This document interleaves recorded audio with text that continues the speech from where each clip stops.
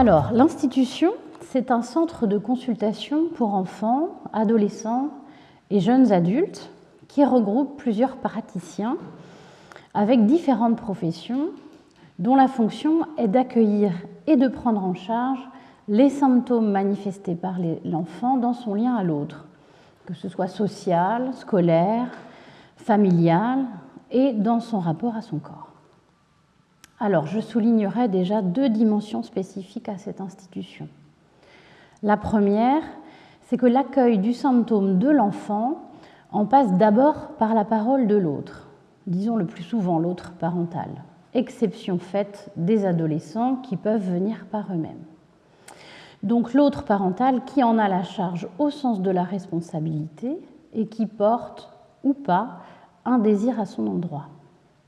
Ce premier temps donne déjà une couleur, pour reprendre Lacan, aux symptômes de l'enfant, mais ne dit rien sur la manière dont celui-ci va s'inscrire dans l'institution, y loger son symptôme, au sens d'y trouver une adresse, un lieu où l'interpréter.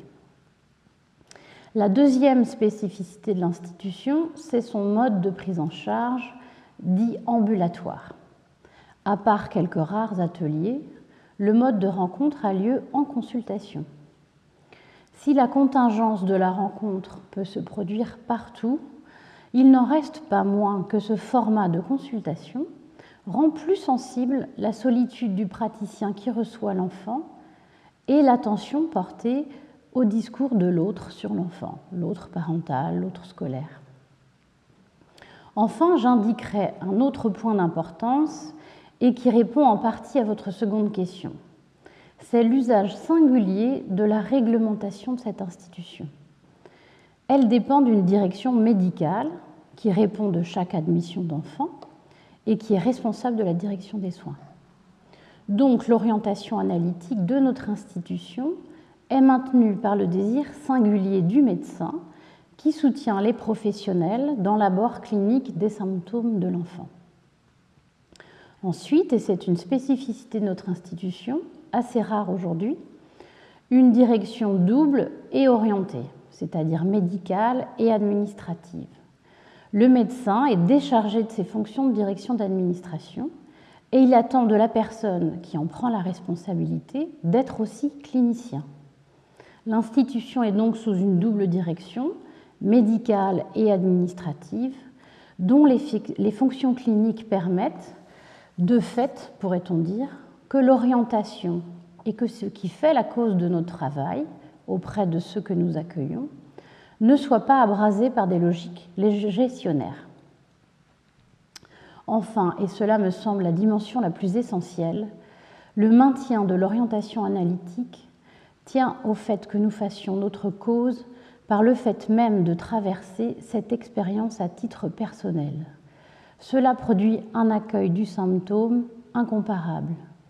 La cure analytique, son expérience, modifie profondément le rapport au symptôme, et ça c'est inestimable dans l'accueil de la souffrance d'autres. Cela étant dit, une institution, pour qu'elle fonctionne, doit être gérée, et c'est en cela que, comme toute institution, elle n'est pas hors discours, et chacun a affaire, direction incluse, au discours du maître. De ce point de vue, et pour reprendre Lacan, nous y sommes au titre d'y collaborer. Nous collaborons avec le maître et nous répondons à ses diverses demandes et nous produisons un certain nombre de documents, de chiffres, de traces, de preuves, d'indicateurs, d'objectifs, etc., qui rendent compte de notre travail. Aujourd'hui, il est demandé un travail constant à fournir sur des procédures. Là encore, le dialogue que permet la double direction a l'avantage de faire déconsister la note impérative que prend ce type de demande, du fait qu'elle émane d'un autre qui n'existe pas. Je vous donne un petit exemple rapporté par une collègue directrice d'une institution et qui souligne le cynisme contemporain. Chacun qui travaille en institution sait que celle-ci doit déclarer ce qu'on appelle des événements indésirables, sous-entendu qu'il ne peut pas ne pas y en avoir.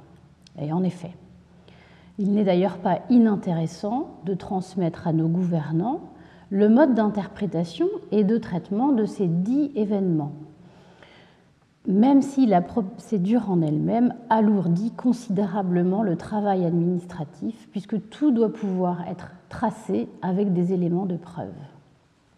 Donc cette collègue, qui croit en l'autre, fait usage de cette procédure pour une situation complexe au sein de son institution. C'est-à-dire qu'elle se sert comme d'un appel à l'autre de cette procédure dont elle attend une réponse. Elle a donc bien reçu en accusé-réception l'invitant à se référer au guide de recommandation de bonnes pratiques et à y former les professionnels. Et il est fort à parier qu'il n'y aura bientôt plus nécessité d'un fonctionnaire derrière l'accusé-réception et que l'intelligence artificielle pourra s'en charger. C'est donc un traitement en pure perte. Je donne cet exemple car il permet une interprétation. La bureaucratie fait consister un autre qui n'existe pas, avec des critères impératifs auxquels sont soumises les institutions.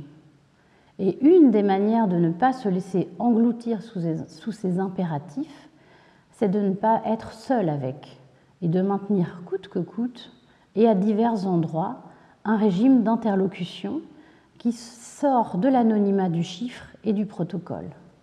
Parler avec la direction médicale, parler avec l'équipe, se faire la chambre d'écho des nouveaux symptômes rencontrés, des nouvelles formes de malaise dans la famille et plus largement dans la civilisation, parler avec des institutions partenaires, parler avec les administrateurs de nos associations qui peuvent faire rempart ou contrepoids à l'écrasement bureaucratique, et enfin parler avec les bureaucrates eux-mêmes.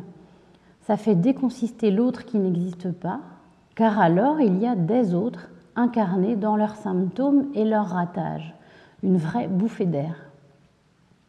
D'avoir des choses à dire, une clinique et un savoir à transmettre, c'est ce qui permet que les cases à cocher ne fassent pas taire et céder sur son désir de transmission. De ce point de vue, il y a à distinguer ce qui peut servir à la clinique, car en dernier lieu, c'est la clinique qui fait trou dans les discours, et le reste à faire sans s'y perdre.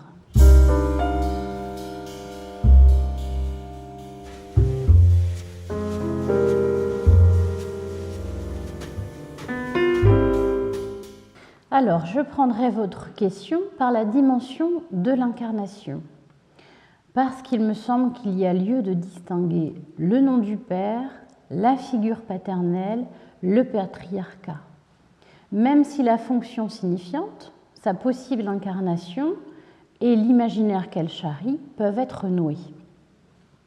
Vous parlez de l'évaporation du nom du Père, ce qui est tout à fait notable par la prise de pouvoir de l'administration sur le politique, par exemple. J'évoquais tout à l'heure la bureaucratie évaluative. Elle en est un symptôme parce qu'elle évacue complètement ce qu'il en est de la responsabilité, incarnée justement, et de l'inventivité qui peut en découler. Et donc, une institution qui se laisse guider par la bureaucratie se retrouve sans boussole désirante. D'ailleurs, on entend fréquemment les effets délétères sur les professionnels complètement déprimés à leur travail.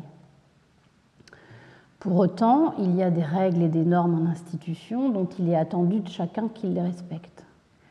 C'est pour ces raisons diverses que même s'il ne s'agit plus d'une figure paternelle, je ne suis pas sûre qu'une institution puisse se passer du nom du Père pour s'orienter. Mais le nom du Père réduit à sa fonction peut s'incarner de manière multiple. Je dirais même que c'est recommandé, car d'une certaine manière, chacun a le sien.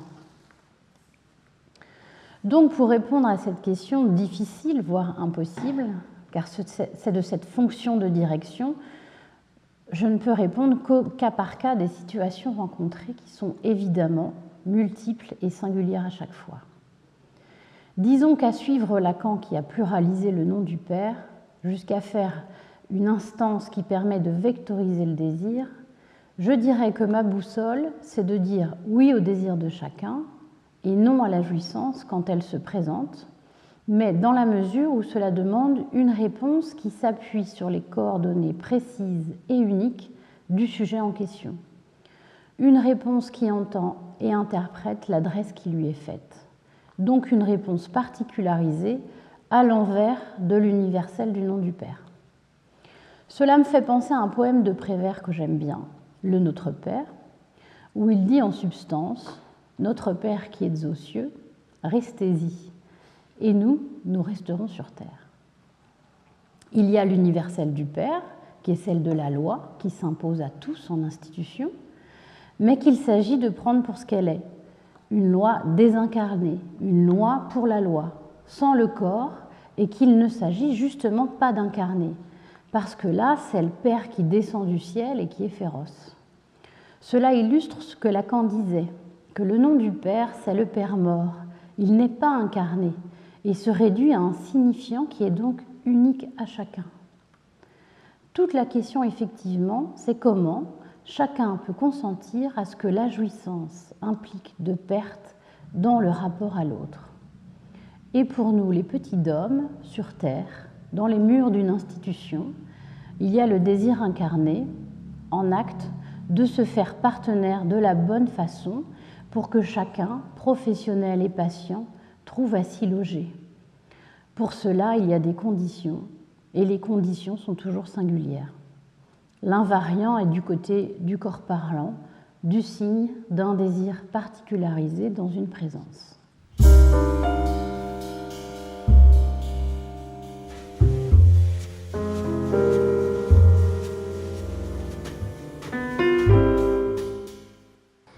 Alors, spontanément, deux phrases de Lacan me sont venues, que j'ai essayé de m'expliquer, car elles surgissent dans un contexte en dehors du discours de l'analyste, mais enfin le discours ne se cantonne pas au mur. J'entends ces phrases comme des boussoles d'orientation qui mettent en tension les deux pôles de ma pratique en institution.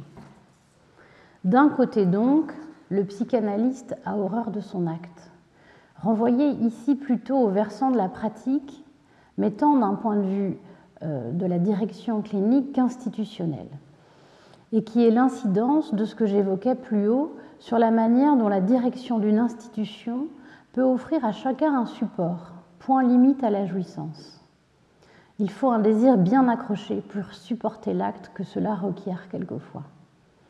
Et en ce qui concerne la pratique institutionnelle, il me semble que l'horreur en question tient à ce que l'acte, s'il vise un frein à la jouissance, dévoile dans son mouvement la dimension de l'objet en jeu. Et dans l'institution où je travaille, dans bien des cas, l'objet dont il est question, c'est l'enfant qui l'incarne.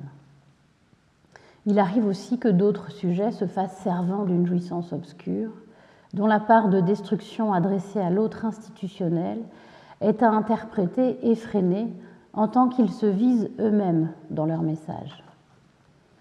L'autre phrase de Lacan qui m'est venue renvoie à une dimension plus politique qui concerne l'avenir du centre où je travaille, ainsi que son orientation.